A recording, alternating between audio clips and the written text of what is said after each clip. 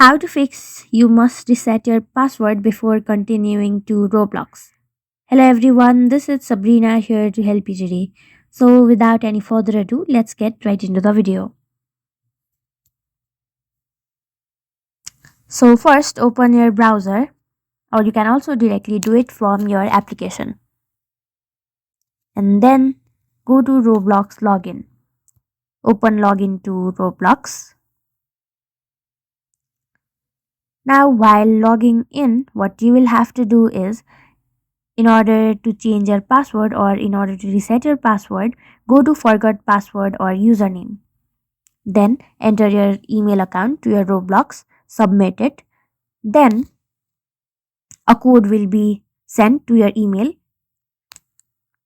Put that code over here, and after that you will get an option of resetting your password. So that's it. Thank you for watching this video. Make sure to like, share and subscribe to our YouTube channel. If you got any questions, comment them down and I'll catch you in the next one.